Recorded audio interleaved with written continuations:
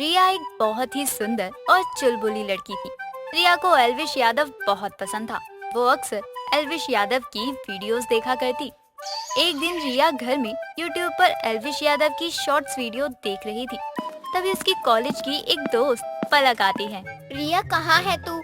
हाँ, मैं यहाँ हूँ, अंदर आजा। तू बाहर आजा, कुछ काम की बात करनी है। अरे नहीं, मैं कुछ काम कर रही हूँ, तू अंदर आजा, मैं तुझे कुछ दिखाती हूँ। रिया के कहने पर पलक रिया के कमरे में जाती है और उसके पास जाकर बैठ जाती है। रिया पहले जाकर पलक के लिए जूस लेकर आती है और उसे देते हुए कहती है, ये ले जूस पी। आज मैं तुझे किसी के बारे में बताना चाहती हूँ। बॉयफ्रेंड बना लिया क्या तूने कोई, या क्रश है जिसके बारे में मुझे आज तक नहीं बताया? बॉयफ्रेंड तो नहीं, लेकिन उस पर क्रश जरूर है। उसकी स्माइल, उसकी बातें, क्या ही बताऊँ तुझे मैं। बस बस, अब बताना बंद कर और उसकी फोटो दिखा, मैं भी तो देखूं मेरी दोस्त की पसंद। रिया अपना फोन उठाती है और उसमें एल्विश यादव की फोटो देखती है, जिसे देखकर पलक कहती है, तुझे इस पर क्रश है? ये तो फेमस यूट्यूबर एल्विश यादव है। देखना कितना क्यूट है ये। बस कर रिया, मुझे तो लगा सच में कोई क्रश होगा, लेकिन तुझे तो ये यूट्यूबर पर क्रश है। ये तुझसे मिलने थोड़ी ना आने वाला है। इसके पीछे हजारों लड़कियां हैं, तो सोच कितना घमंड होगा इसमें। तू मुझे कुछ भी बोल ले, लेकिन इसके बारे में कुछ नहीं बोलेगी, समझी? तुझे पता है, इसके लिए मैंने इस पर 8 सावन के सोमवार भी रखे हैं, ताकि ये सही सलामत रहे। इसके लिए व्रत रखने का कोई फायदा नहीं है। इससे अच्छा है अपने होने वाले पति के लिए व्रत रख। तू मेरी भावनाओं को नहीं समझेगी, क्योंकि तुझे कभी प्यार ही नहीं हुआ। ये सब छोड़, तू ये बता, तू यहाँ क्यों आई है? कुछ नहीं, तेरी बातें सुनकर काम भूल गई हूँ। चल, अब बहुत देर हो गई है, अब मैं चलती हूँ। पलक इतना बोलकर वहाँ से चली जाती है और रिया बैठकर दोबारा एल्विश यादव की वीडियो देखने लगती है। ऐसे ही दिन गुजरता जाता है और रिया की शादी एक पंकज नाम के लड़के से हो जाती है। कुछ समय बाद रिया अपने ससुराल का सारा काम अच्छे से संभाल लेती। उसकी सास सरला उससे बहुत खुश होती है। एक शाम रिया रसोई में बैठकर एल्विश यादव की वीडियो देखते देखते चाय बना रही और तभी सरला आ जाती है और चूल्हे पर रखी चाय को देखकर कहती है, बहू, फोन से ध्यान हटा के थोड़ा अपने आसपास के काम भी देख लिया कर। क्या हुआ माँ जी? सब कुछ तो ठीक है, बिल्कुल कुछ भी तो नहीं बिगड़ा है। फोन से नजरें हटाकर चूल्हे पर रखी चाय की तरफ देख और बता कि जो चाय बनाई है वो कितनी रह गई है। माफ कीजिएगा माँ जी, मैं बिल्कुल भूल गई थी कि मैंने चाय रखी थी। फोन देखते देखते पूरा ध्यान से उतर गया। मैं दोबारा बना देती हूँ। रहने दे, अब बस दूध और गैस की बर्बादी करेगी। वैसे क्या देख रही थी फोन में जो सब भूल गई? माँ, वो मैं नहीं, ऐसे नहीं बताऊंगी। आप मेरे साथ बैठो तो मैं आपको बताती हूँ। रिया गैस बंद करती है और अपनी सास के कंधों पर हाथ रखकर बाहर ले जाती है और सोफे पर बैठकर फोन दिखाती है और एल्विश यादव के बारे में उसे बताती। रिया एल्विश यादव के बारे में इतना बताती है कि सरला बिना कुछ बोले चुपचाप चली जाती। ये देखकर रिया को बहुत अजीब लगता है, लेकिन वो कुछ नहीं कहती। ऐसे ही दिन बीतते जाते हैं और रिया अब ससुराल में भी एल्विश यादव की रट लगाती रहती थी। ऐसे ही एक दिन रिया के घर का सारा काम हो जाता है और वो अपने कमरे में एल्विश यादव की बहुत सारी फोटो लगा रही। तभी अचानक से पंकज आता है और अपने कमरे में एल्विश यादव की इतनी फोटोज देखकर कहता है, ये सब क्या कर रही हो तुम? ये किस पराये मर्द की फोटो है, वो भी हमारे कमरे में? पंकज जी, ये कोई पराया मर्द नहीं, बल्कि मेरा हीरो है और मैं इसकी फैन हूँ। अच्छा, तो मुझसे शादी क्यों की आपने? अगर आपको हीरो से ही शादी करनी थी तो? काश। क्या? कुछ नहीं, ये एल्विश यादव है, मैं इसकी फैन हूँ, बस इसीलिए इसकी थोड़ी सी फोटो अपने कमरे में लगा रही थी। तुमको थोड़ी भी शर्म आ रही है क्या, जो अपने पति के सामने किसी दूसरे मर्द की तारीफ कर रही हो? ये सारी फोटो मेरे कमरे से हटा दो, वरना सारे के सारे उठाकर बाहर फेंक दूंगा। खड़ूस कहीं का, कैसा पति है ये, अपनी पत्नी को खुश भी नहीं देख पा रहा है। कुछ बोल रही हो क्या? नहीं नहीं, मैं कह रही थी कि अभी सारी फोटो हटा देती हूँ। रिया इतना बोलकर अपने कमरे से एल्विश यादव की सारी फोटोज उतार देती है और जाकर एक कमरे में रख देती। ऐसे ही दिन गुजरते हैं और रिया को पता चलता है कि Elvish Yadav big boss OTT पर आ रहा है। वो बहुत खुश हो जाती है। ऐसे ही एक शाम सरला टीवी में ससुराल सिमर का देख रही थी। तभी अचानक से रिया आती है और सरला से रिमोट छीन लेती है। ये देखकर सरला को बहुत गुस्सा आता है। क्या बदतमीजी है ये, तुझे दिखाई नहीं देता कि मैं अपना सीरियल देख रही हूँ। वो ही तो माँ जी, बिग बॉस आने का टाइम हो गया है और अब टीवी में बिग बॉस चलेगा। अगर आपको देखना है तो देख लो, वरना जाकर सो जाओ। मुझे रिमोट दे, मुझे ससुराल सिमर का देखना है। उसमें बेचारी सिमर रो रही थी और तूने देखने भी नहीं दिया। आप अपना सीरियल बाद में देख लेना, मुझे अभी बिग बॉस देखने दीजिए। आज बिग बॉस में एल्विश यादव आने वाला है। रिमोट इधर दे और जाकर खाना बना, समझी? बड़ी आई एल्विश यादव को देखने वाली। खाना बन चुका है, आप जाकर खा लो। बड़े आई ससुराल सिमर का देखने वाली। जाओ ना माँ जी, आप मुझे परेशान मत करो। चैनल बदल रही है या टीवी तोड़ दूं? तोड़ दो माँ जी, मेरा क्या जाएगा। हाँ बोलेगी ही, तेरे दहेज में नहीं आई है ना इसलिए, वरना अभी तेरे प्राण निकल गए होते। इसीलिए तो कह रही हूँ तोड़ दो, मैं देख लूंगी कहीं ना कहीं से, लेकिन आप कैसे देख पाओगी। रिया की बात सुनकर सरला कुछ नहीं कहती और चुपचाप उठकर वहाँ से चली जाती है।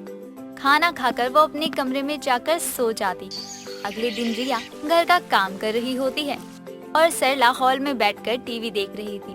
तभी सरला की पड़ोसन विमला उसके घर आती है। क्या कर रही है सरला? कल रात तूने ससुराल सिमर का देखा था क्या? कहाँ देख पाई, देख ही रही थी। वैसे ही मेरी बहू आकर बिग बॉस में कोई विश यादव को देखने लगी। पूरे घर में बस वो ही विश विश करती रहती है। बिग बॉस में विश कौन है?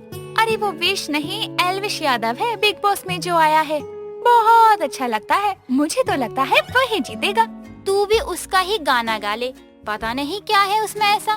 वो अच्छा खेल रहा है, किसी से नहीं डरता, सबकी बात का सीधे मुंह जवाब देता है, बस इसीलिए फेमस हो रहा है और लोगों को पसंद आता है। अच्छा, तभी तो उसका मुंह बंद नहीं होता है और सीधा जवाब देना सीख गई। आज तो उसको फैसला करना होगा कि विश यादव या अपना ससुराल। हाँ देख ले, तुझे जैसा सही लगे, मैं तो चलती हूँ। विमला इतना बोलकर वहाँ से चली जाती है और सरला रिया को बुलाती है। रिया जल्दी से वहाँ आती है। क्या हुआ माँ जी, आपको कुछ चाहिए? हाँ, आज तुझे एक चीज चुनना पड़ेगा, या तो तू विश यादव को देखना बंद कर दे या फिर अपने ससुराल छोड़कर चली जा। तेरे पागलपन से मैं परेशान हो गई हूँ, हर वक्त बस विश यादव करती रहती है। माँ जी आप ऐसे क्यों बोल रही हैं? मुझे दोनों ही प्यारे हैं। तभी तो बोल रही हूँ, किसी एक को चुन ले। रिया सरला की बात सुनकर उदास हो जाती है और वो अपने ससुराल को चुन लेती है। और ऐसे ही दिन बीतते हैं और रिया अब एल्विश यादव की कोई भी वीडियो नहीं देखती और सरला उसकी इस बर्ताव से बहुत खुश होती है। ऐसे ही एक दिन रिया दिन में अपने कमरे में सो रही थी। तभी पंकज और सरला हॉल में बैठकर बातें कर रहे होते हैं। तभी अचानक से रिया की आँख खुलती है और जल्दी से वो अपनी सास के पास आती है। माँ जी आपको पता है, एल्विश यादव बिग बॉस में जीत गया। इसका विश यादव के लिए पागलपन अभी तक नहीं उतरा है। ऐसा कैसे हो सकता है? बिग बॉस खत्म होने में अभी बहुत वक्त है। अरे मैंने सपने में देखा कि वो जीत गया है, मैं तो बहुत खुश हूँ। रिया की बात सुनकर पंकज और सरला हंसने लगते हैं और रिया को रिमोट देते हुए सरला कहती है, ले बहू, तू बिग बॉस में विश यादव को देख ले। कुछ दिन से तू उदास और परेशान हो गई है, तू एल्विश यादव को देखकर खुश रह। तुझे उदास परेशान देखकर मुझे बिल्कुल अच्छा नहीं लग रहा। सुबह के 10 बजे तक भी जब पीहू सोकर नहीं उठती तो उसकी माँ बबीता उसको उठाने उसके कमरे में आती है और बोलती है, अरियो महारानी, तेरे पूरे राज्य में सुबह हो चुकी है, लेकिन तेरी सुबह ना जाने कौन सी दोपहर को होती है। उठ जा, सूरज के निकलने के बाद अब चांद के निकलने का इंतजार है क्या तुझे? क्या है माँ, सोने दो ना।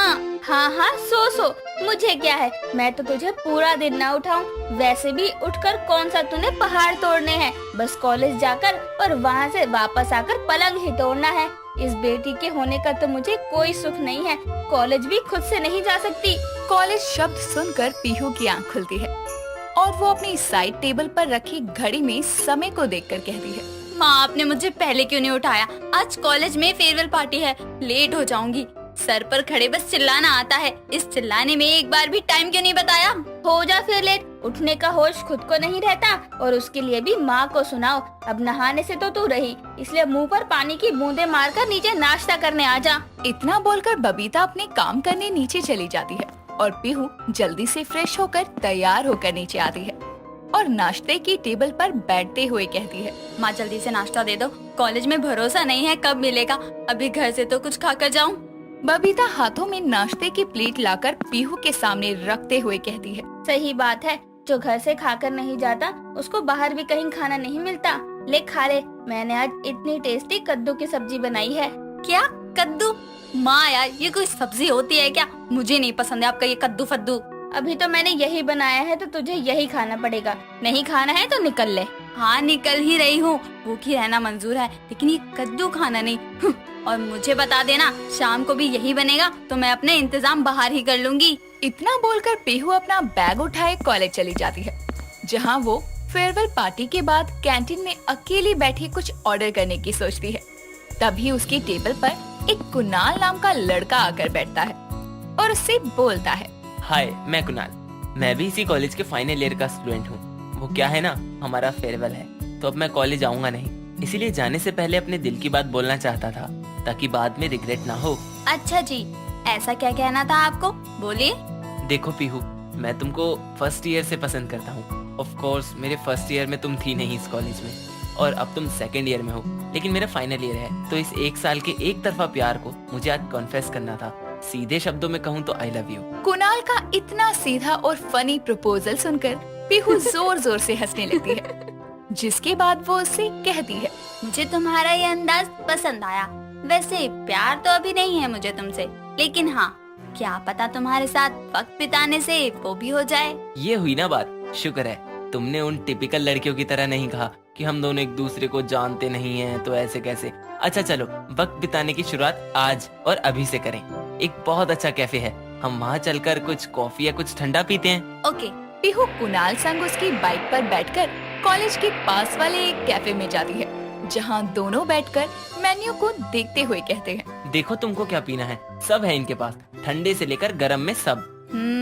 ये पंपकिन शेक सुनने में अच्छा लग रहा है, ये मंगवा लो। आर यू श्योर ना, ये पंपकिन शेक ही मंगवाना है? हाँ हाँ, क्यों तुमको नहीं पीना तो कोई नहीं, कुछ और मंगवा लो। नहीं, मैं तो बस पूछ रहा था। वेटर। कुणाल वेटर को आवाज देकर 2 पंपकिन शेक ऑर्डर करता है। कुछ देर बाद दोनों बातें करते हैं और तब तक उनका शेक भी आता है। पीहू जैसे ही एक सिप लेती है तो वो उसकी तारीफों के पुल बांधते हुए कहती है। वाओ, कितना क्रीमी सा शेक है, सच में मजा आ गया।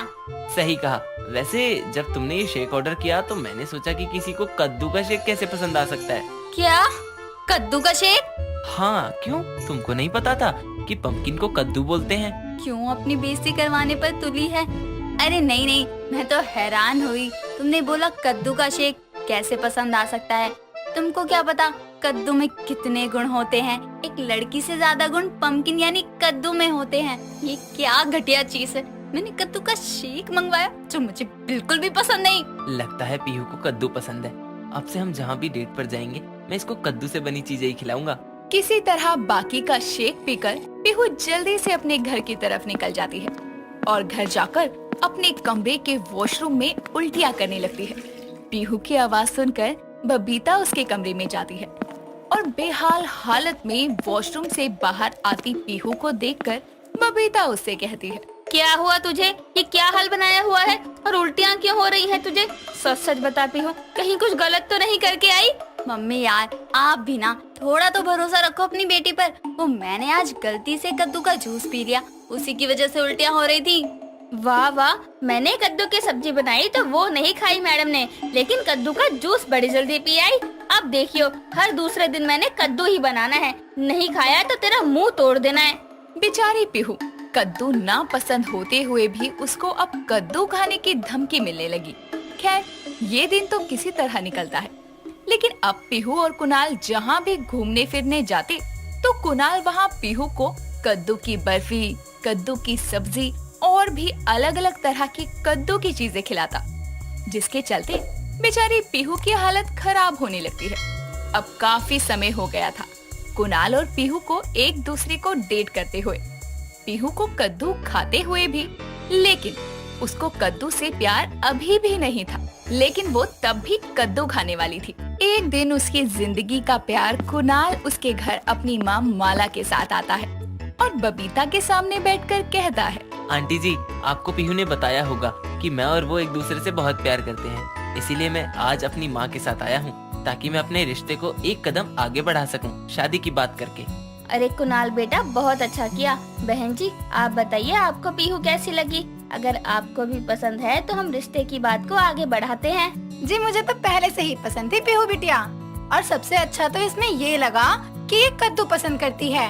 वो क्या है ना, मुझे भी कद्दू बहुत पसंद है। अब बहू भी कद्दू पसंद करने वाली आएगी तो मेरे लिए तो और अच्छा होगा ना।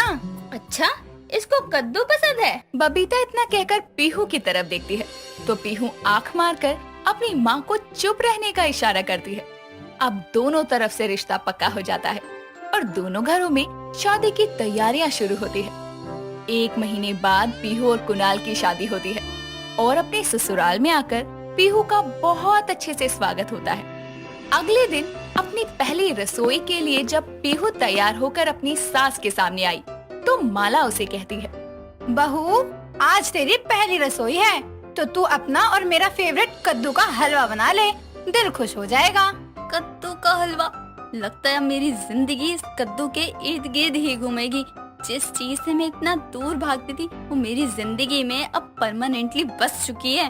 माला के कहने पर पीहू YouTube से देखकर कद्दू का हलवा बनाती है, जिसको माला चखते ही पीहू की तारीफ करते हुए कहती है, वाह बहू, मेरी कद्दू खाने वाली बहू को कद्दू सिर्फ खाना ही नहीं बनाना भी आता है।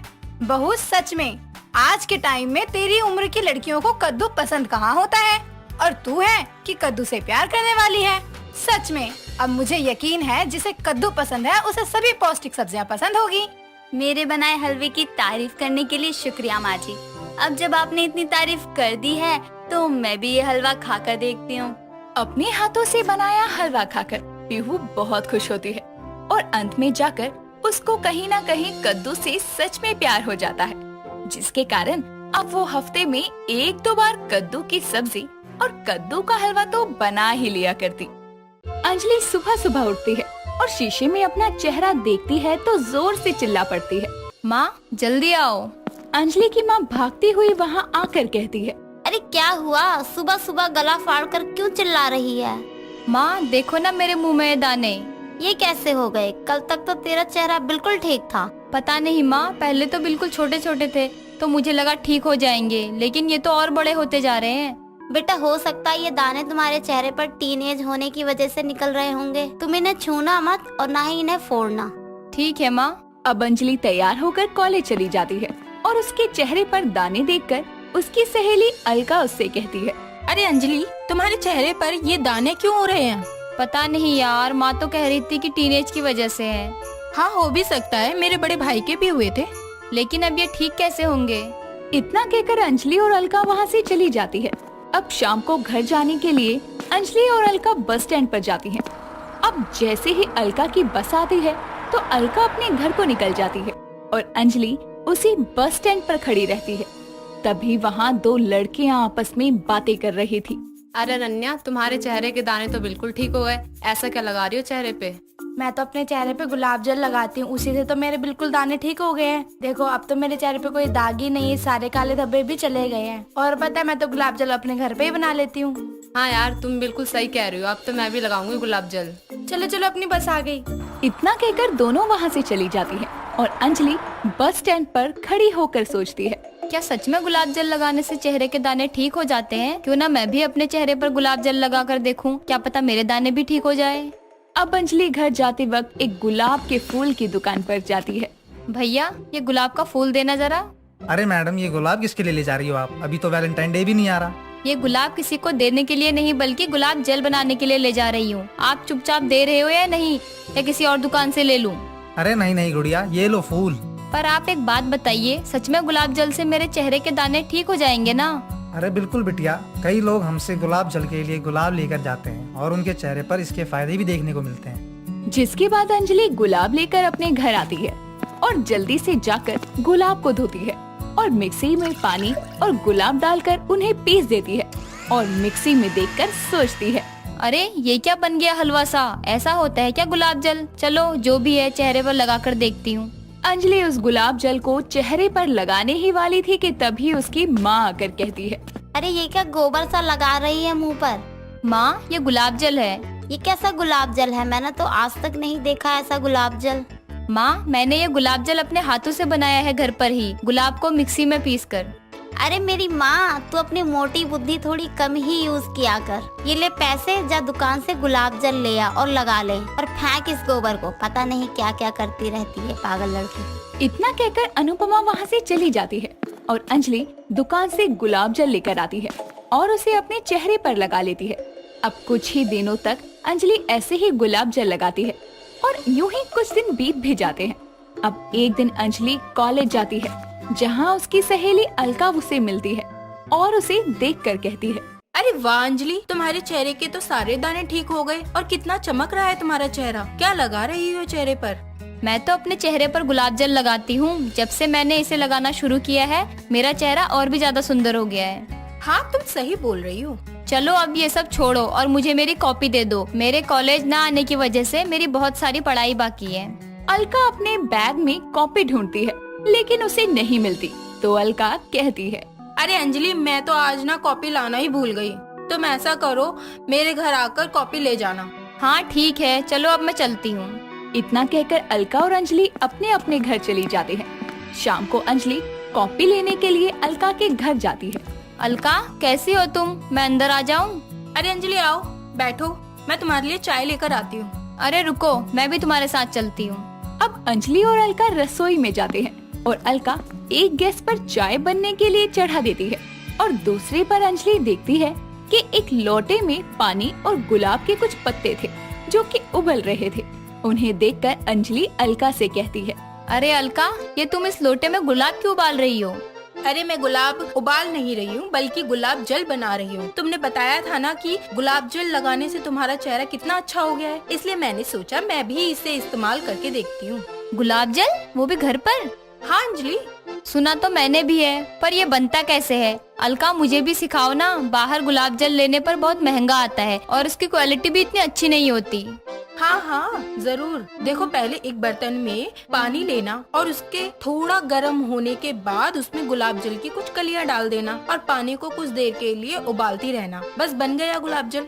अरे वाह, ये तो बड़ा आसान है। अब मैं भी घर जाकर ऐसे ही गुलाब जल बनाऊंगी। हाँ बना लेना। अब लो चाय पियो, तब तक मैं कॉपी लेकर आती हूँ। इतना कहकर अलका कॉपी लेने के लिए चली जाती है और अंजलि बैठकर चाय पीने लगती है। अब कुछ देर बाद अंजलि कॉपी लेकर अपने घर आती है और घर पर आकर अलका के बताए तरीके से गुलाब जल बनाती है और अब की बार अंजलि से भी बिल्कुल वैसा ही गुलाब जल बनता है। अब अंजलि घर पर ही गुलाब जल बनाना सीख चुकी थी। अब तो अंजलि घर में ही गुलाब के पौधे लगाती है। ऐसे ही एक दिन अंजलि की माँ अंजलि से कहती है, बेटा कल हमें शादी में जाना है तो मैं पार्लर जा रही हूँ फेशियल करवाने, ताकि मेरी झुर्रियाँ ना दिखें। अरे माँ, आप पार्लर क्यों जा रही हैं? आइए मैं आपके चेहरे पर गुलाब जल लगा देती हूँ। इससे आपके चेहरे की झुर्रियाँ कल तक बिल्कुल भी नहीं दिखेगी। अरे ऐसा कहीं होता है क्या? माँ, तुम एक बार ट्राई करके तो देखो, असर ना हो तो कल के बाद फिर मत लगाना। इतना कहकर अंजलि अपनी माँ के चेहरे पर भी गुलाब जल लगा देती है और जब अगली सुबह अनुपमा अपना चेहरा देखती है तो कहती है, अरे बेटा देख, ये तो सच में तेरे गुलाब जल से मेरे चेहरे की सारी झुर्रियाँ गायब हो गई। देखा माँ, मैंने कहा था ना, आप फालतू में फेशियल पे पैसे खर्च करने जा रही थी। हाँ तू सही बोल रही है। अब चल तैयार हो जा, हमें शादी में जाना है। अगर देर हो गई तो सारे गोलगप्पे खत्म हो जाएंगे। हाँ माँ। इतना कहकर अनुपमा और अंजलि तैयार होने चले जाते हैं। थोड़ी ही देर में दोनों सज धज कर शादी में जाते हैं और शादी में सभी लोगों की नजरें अंजलि के ऊपर थी, क्योंकि अंजलि का चेहरा गुलाब जल की वजह से चमक रहा था।